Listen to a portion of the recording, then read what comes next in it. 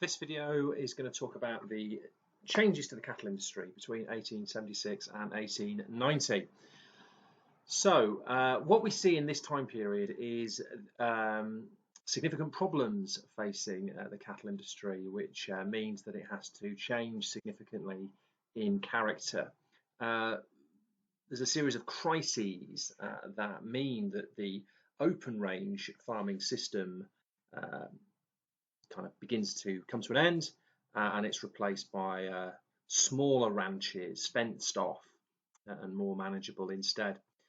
So what are these crises? Well, first of all, there's a big problem in that there's an overproduction of beef. So we've had the beef bonanza in the 1870s, and what we've seen is that the prices for cattle fall because there's just simply too much beef being produced. There are too many cows.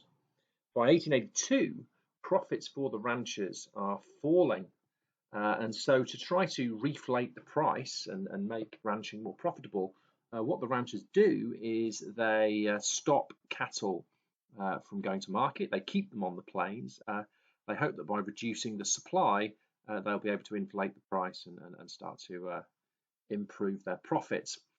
But that actually created another problem, which was the problem of overstocking. So what we have is significant pressure on the grass supplies of the plains. We've got large numbers, hundreds of thousands, millions of cattle on the plains. We've also got the buffalo. Obviously, they're in declining numbers quite seriously by this point. They also want the grass. We've got horses, both from the white settler colonists as well as from the Native Americans that are reliant on the horse. We've got sheep farming on the plains, which again was, very damaging to the grass supplies. This overstocking of cattle is really bad for the environment of the plains, for the grass supplies, for the soil. And what we get in 1883 is a serious drought, and that leads to the grass withering, which exacerbates the problems. And the dry conditions lead to a series of prairie fires, which further reduces the grass cover on the plains. And then the big problem, the sort of the issue that is the kind of the straw that breaks the camel's back, if you like, is the bad winter of 1886 to 87, otherwise known as the Great Die-Up, where temperatures were as low as minus 55 degrees Celsius. Now, as we've seen, the cattle are already weakened because of the drought and the declining grass supplies. But now that the snow drifts are so big, they can't reach the grass in the winter. Thousands and thousands and thousands of cattle die on the plains. And this really kind of brings an end to the system of open range ranching. We see a shift to smaller ranches because the large ranches, they just can't protect their cattle. They cannot keep them from dying, and they also can't keep them in good enough condition to be able to make any profit on them at market. So they have to kind of change significantly how they breed and rear cattle on the plains. And, it's this is one image, waiting for a Chinook, which is one of the images from the sort of an artist's sort of impression of the sort of crisis of the bad winter and the conditions. And you can see there just sort of an emaciated cow. How's that cow going to get to the grass when it's absolutely buried under significant quantities of snow? So we see a move to small ranching, and what benefits does that provide? So again, this is important. We do see the cattle industry continue, but it's smaller and it's different in character. Why are these smaller ranches better than the open range farms? Well, first of all, the smaller herds could easily be found when the snow's closed in, and you could bring them and keep them close to the ranch buildings where you've got shelter, you've got barns, and you've got food. So it was much easier to manage the small herds. Imagine if there's a bad snowstorm, riding out for miles to round up all your cattle and then bringing them back. How difficult that would be if you keep them close to the farm. Smaller is much better.